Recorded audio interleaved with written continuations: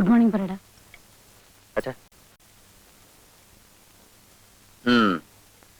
Darling, ഇന്ന് ഉച്ചയ്ക്ക് ഞാൻ മിസ്സസ് ചെറിയാനെയും മിസ്സസ് മേനനെയും ബ്രിഡ്ജ് കളിക്കാൻ വിളിച്ചിട്ടുണ്ട്. They'll have lunch with me. Very good. ഇന്ന് നൈറ്റ് ഡിന്നർ ഞങ്ങൾക്കൊക്കെ മേരി തോമസിന്റെ വീട്ടിലാണ്. എനിക്കിന്ന് ഡിന്നർ സീലോഡില. ക്യാപ്റ്റൻ പിള്ളയുടെ വക. അയാളുടെ മകൻ 9ാമത്തെ തവണ SLC പരീക്ഷ എഴുതി പാസ്സായിരിക്കുന്നു. അയാളത് സെലിബ്രേറ്റ് ചെയ്യാൻ പോകുന്നു.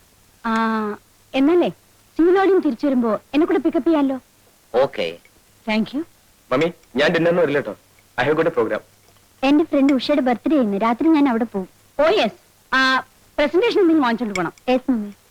പിന്നെ നിന്റെ പ്രോഗ്രാം എന്താണ്? നീ എവിടെയെങ്കിലും പോകുന്നുണ്ടോന്ന്? ഇല്ല, ഞാൻ ഇവിടെ തന്നെ ഉണ്ടാകും.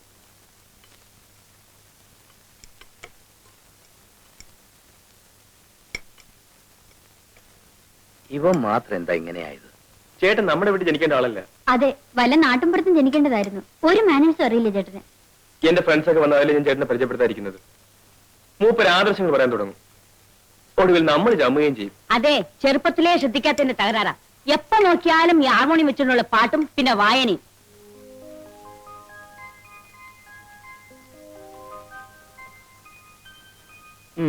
ഇന്ന് ജോലിക്കുള്ള അപേക്ഷ ഒന്നും അയക്കാനല്ലേ സാറേ? ഇന്നത്തെ പേപ്പറിൽ ടൗണിലുള്ള ജോലികളെ പറ്റിയുള്ളൂ. എനിക്കത് ഇഷ്ടമല്ലല്ലോ. വാസ്തവം പറഞ്ഞ സാറിന്റെ സ്ഥിതി കാണുമ്പോൾ എനിക്ക് സങ്കടം തോന്നുക. വീടിന് വീട്, കാറിന് കാറ്, പണത്തിന് പണം, ബിസിനസ് നോക്കാനാണ് സ്വന്തം ഫാക്ടറി. ഇത്രയും സൗകര്യങ്ങളുള്ളപ്പോ സാർ ഇങ്ങനെ ജോലിക്ക് അപേക്ഷിക്കേണ്ട വല്ല കാര്യമുണ്ടോ? മനസ്സിന് ഇഷ്ടപ്പെട്ട ജോലി വേണ്ട ചെയ്യാൻ ശങ്കരൻകുട്ടി. പിന്നെ സാറിന് ഇപ്പൊ ജോലി ചെയ്തിട്ടുണ്ട് ജീവിക്കാൻ. എനിക്ക് കഴിയുന്നതും സ്വന്തം അധ്വാനം കൊണ്ട് ജീവിക്കാനാണ് ഇഷ്ടം. ഡിഗ്രി എടുത്തതും ജോലി കിട്ടാൻ സാധ്യതയുള്ള കോഴ്സൊക്കെ പാസ്സായതും അതിനുവേണ്ടിയാണ്. എന്നാലും ഒരു കുടുംബത്തിന് ഒരാൾ മാത്രം ഇങ്ങനെ ആയതാ എനിക്ക് മനസ്സിലാക്കാൻ പറ്റാത്തത്.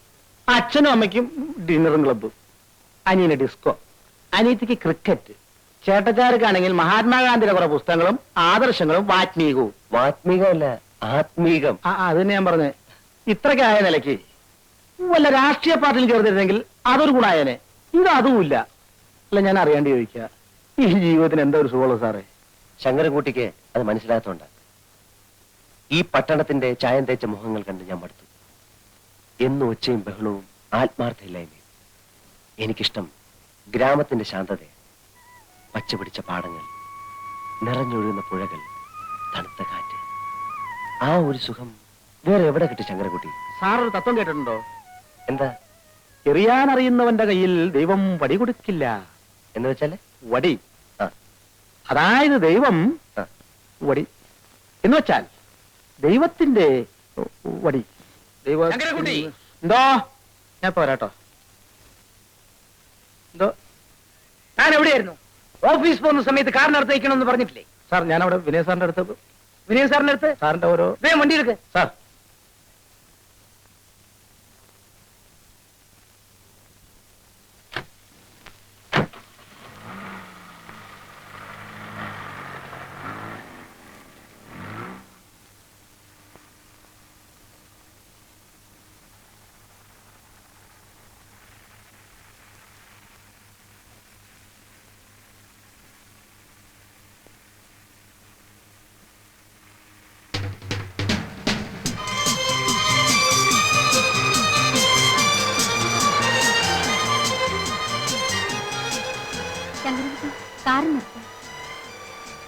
കോളേജ് ആയില്ലല്ലോ മോളെ.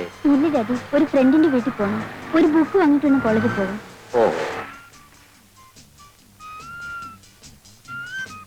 ശരി, വണ്ടി വിടും. ബൈ.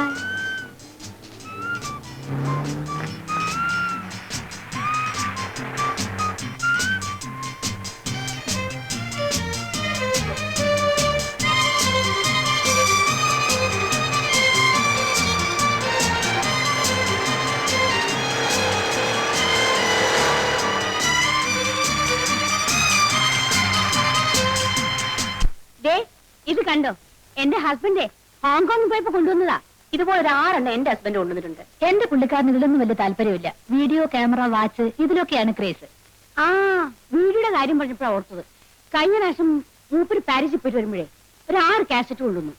പക്ഷേ അതൊന്നും പിള്ളേരുടെ മുമ്പ് വെച്ചൊന്നും കാണാൻ ഒക്കില്ല. അതുകൊണ്ട് ഒരു വീഡിയോ വാങ്ങിച്ച് ഞങ്ങൾ ബെഡ്റൂമിൽ തന്നെ വെച്ചിരിക്കുക.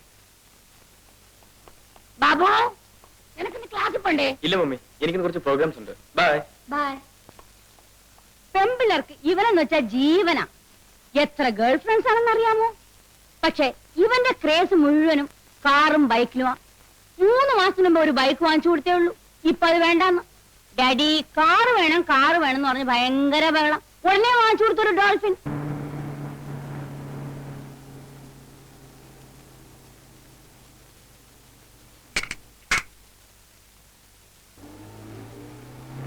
അയ്യ, ബോസ്കോ ആൻഡ് കമ്പനിക്കുള്ള ചെക്ക് അയച്ചോ?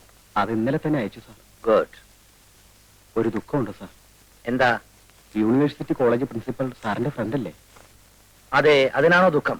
അല്ല സാർ, എന്റെ മകൻ ആദിശേഷനെ പ്രിൻസിപ്പൽ സസ്പെൻഡ് ചെയ്തു. അവനെ തിരിച്ചടക്കാൻ ഒന്ന് റെക്കമെൻഡ് ചെയ്യണം സാർ. പഠിക്കാഞ്ഞിട്ടില്ലേ സസ്പെൻഡ് ചെയ്തത്? അല്ല സാർ, അവൻ നന്നായി പഠിക്കും. പിന്നെ അവന്റെ കൂട്ടുകാർ എന്തോ വികൃതി കാണിച്ചു. പ്രിൻസിപ്പൽ അവനെയും ചേർത്ത് പിടിച്ചു. ലുക്ക് ഹിയർ അയ്യ, കുട്ടികളെ വളർത്താൻ പഠിക്കണം. കൂട്ടുകെട്ടാണ് മനുഷ്യനെ ചീത്തയാക്കുന്നത്. എന്റെ മകനും അതേ കോളേജിലല്ലേ പഠിക്കുന്നത്. ഇന്ന് വരെ ഒരു കംപ്ലൈന്റും അവനെ പറ്റി എനിക്ക് കിട്ടിയിട്ടില്ല. എന്തുകൊണ്ട്? ഞാൻ അവനെ അങ്ങനെയാണ് വളർത്തുന്നത്. You get my point? പഴയ കൂട്ടുകെട്ടുകളെല്ലാം ഉപേക്ഷിച്ച് എന്റെ മകനെ പോലുള്ളവരുടെ ഫ്രണ്ട് ആകാൻ പറയണം.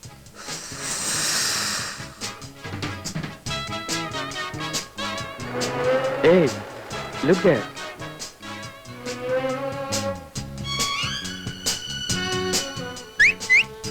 ഏയ്, മൈൻഡ് ചെയ്ത് പോകണോ?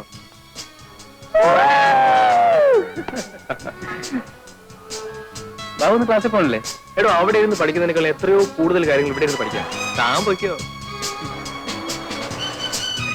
ബാബു നോക്ക്.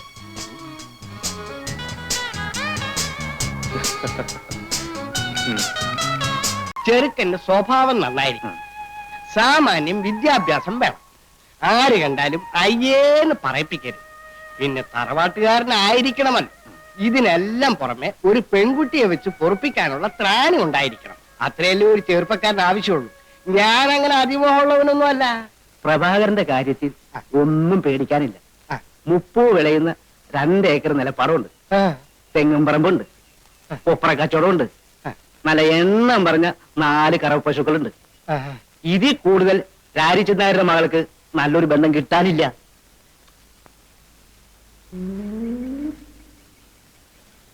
എന്നാ കുട്ടി ഒന്ന് കാണുകയല്ലേ? ഓ, കാണാമല്ലോ. മോളെ സുമതി,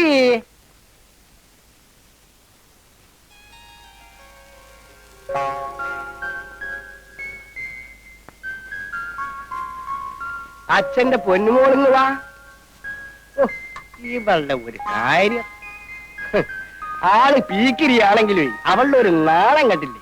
ഇതാണ് എന്റെ ഏറ്റവും ഒടുവിലത്തെ ലാസ്റ്റ്. സുശീലേ, ഇനി മോളിന്ന് വാ. വാ, അച്ഛന്റെ തങ്കക്കട്ടി ഇങ്ങ് വാ. ഇവളാണ് ഇതിന് നേരെ മൂത്തത്. സുഷ്മേ, വരൂ വരൂ വരൂ.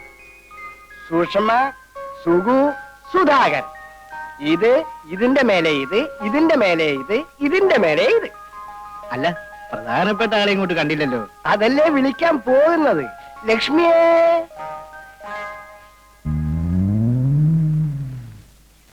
ഇതാണ് എന്റെ ഭാര്യ, കുട്ടികളുടെ അമ്മ. നമ്മൾ കല്യാണത്തിന് ആലോചിക്കുന്ന കുട്ടിയെ വിളിക്കൂരായിരിക്കുന്നവരെ. വിളിക്കാം. ലക്ഷ്മി, ഇവിടെ കൊണ്ടുപോയിട്ട് അവളെ എങ്ങ് അയക്കൂ. ആ, കുട്ടികളെല്ലാം പൊക്കോളൂ പൊക്കോളൂ. എണീരടാ അവിടെ. മടി കയറിയിരിക്കാൻ കണ്ട നേരം.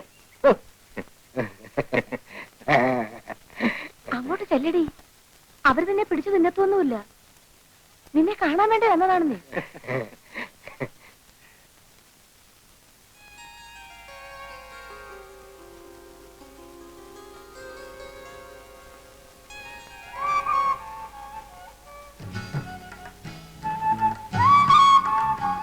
ഇതാണ് രാധ. മോളെ, ഇതാണ് അല്ല, ഇതാണ് പ്രഭാകരൻ. നോക്ക്.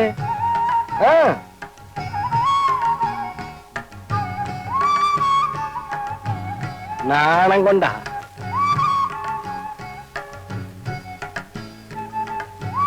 അപ്പോ കുട്ടിയെ ഞങ്ങൾക്ക് ഇഷ്ടപ്പെട്ടു. ഇനി തീയതിയെല്ലാം നിശ്ചയിച്ച് ഞങ്ങൾ ഇങ്ങോട്ട് വരാം. ശരി, എന്നാ നമുക്കിറങ്ങാം.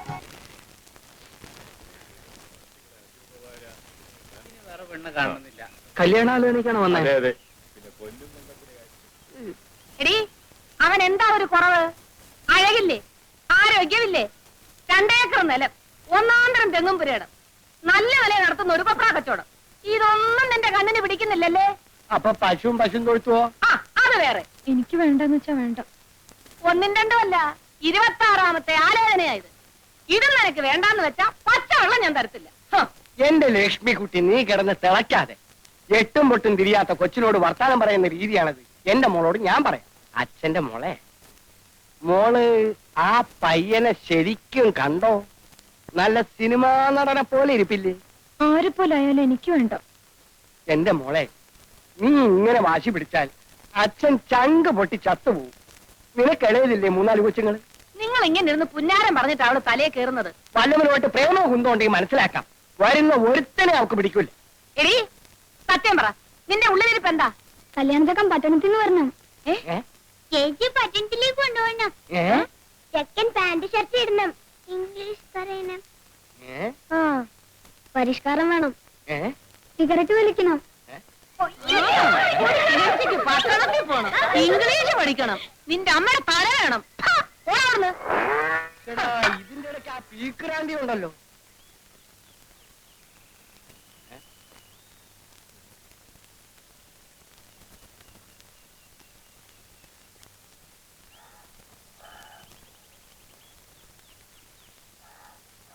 ഈ ചെയ്യുന്നതൊക്കെ ന്യായമാണെന്ന് തോന്നുന്നുണ്ടോ? രാധയ്ക്ക് ഇതുവരെ 26 കല്യാണാലോചന വന്നിട്ടുണ്ട്. അപ്പോഴൊക്കെ നീ ചോദിച്ച അതേ ചോദ്യമല്ലേ ഇപ്പോഴും ചോദിക്കുന്നത്? ഞാൻ ആരാ? വാസുണ്ണി, അല്ല, അമ്മാവന്റെ ആരാ? അനന്തരവൻ. ആണേ, ഞാനിവിടെ വരുമ്പോ എനിക്ക് വയസ്സ് എത്രയായിരുന്നു? 26 തവണ ഞാൻ പറഞ്ഞതല്ലേ 12. അന്ന് എന്റെ അമ്മ അമ്മാവന്റെ മുമ്പിൽ കിടന്ന് മരിക്കുമ്പോ അമ്മാവൻ കൊടുത്ത വാക്കെന്തുവാ? അന്ന് അത് അബദ്ധത്തിൽ പറഞ്ഞു പോയതല്ലേ എന്റെ വാസുണ്ണി. രാധയെ നിനക്ക് കല്യാണം കഴിച്ചു കൊടുക്കാമെന്ന് 12 വയസ്സ് മുതൽ നീ ഇതേ ശരണമെന്ന് പറഞ്ഞ് നടക്കുമെന്ന് ഞാൻ കരുതിയോ? മരിക്കാൻ നേരത്ത് ഒരാൾക്ക് കൊടുത്ത വാക്ക് പാലിക്കണ്ടേ അമ്മാവാ? എടാ വാസുണ്ണി, എന്റെ സഹോദരി, നിന്റെ അമ്മ മനസമാധാനത്തോടുകൂടി മരിച്ചോട്ടെ എന്ന് വിചാരിച്ച് ഞാൻ അന്ന് ഒരു ഭംഗി വാക്ക് പറഞ്ഞു പോയി. എന്നാൽ എന്റെ അമ്മയ്ക്ക് മനസ്സമാധാനം കിട്ടിയിട്ടില്ല. അത് നിനക്കെങ്ങനെ അറിയാം? എന്റെ അമ്മയുടെ ആത്മാവ് കരഞ്ഞുകൊണ്ട് ഇവിടെ എല്ലാം ചുറ്റി കറങ്ങുന്നുണ്ട്. ആ, അവളെ കാണുമ്പോ ഞാൻ പറഞ്ഞോളാം, നീ സമാധാനമായിട്ടിരിക്കും. ഇന്നലെ രാത്രിയിലും സ്വപ്നത്തിൽ വന്ന് എന്റെ അമ്മ എന്നോട് ചോദിച്ചു, എന്താ മോനെ നിനക്കൊരു വിഷമം? എടാ, ഒരു ഉത്തരവാദിത്വം ഇല്ലാതെ പട്ടവും പറപ്പിച്ച് നടക്കുന്ന നിന്നെ വിശ്വസിച്ച് ഞാൻ എങ്ങനെയാടാ രാധയെ പറഞ്ഞേക്കുക? ഇപ്പൊ ഞാൻ അങ്ങനെ നടക്കുന്നത് ശരി തന്നെ, പക്ഷെ രാധയെ കെട്ടിയാൽ ആ സെക്കൻഡിൽ അമ്മാവനേക്ക് ഓഹരി തരണ്ടേ? എന്നിട്ട് അതിൽ കെങ്കേയമായി കൃഷി ഇറക്കി ഞാൻ അവളെ പൊന്നുപോലെ നോക്കുമാ. വാസുണ്ണി, നീ എന്നെ ഇങ്ങനെ ഞെക്കി പിരിയരുത്. ഓരോ കല്യാണക്കാര് വരുമ്പോഴും അപ്പ നീ എന്നെ വിളിക്കും. അത് കാണുമ്പോഴേ എന്റെ തല എങ്ങനെ കറങ്ങും. അവൾക്കാണെങ്കിൽ നിന്നെ എന്നല്ല, അന്വേഷിച്ചു വരുന്ന ഒരുത്തനെയും പിടിക്കൂല.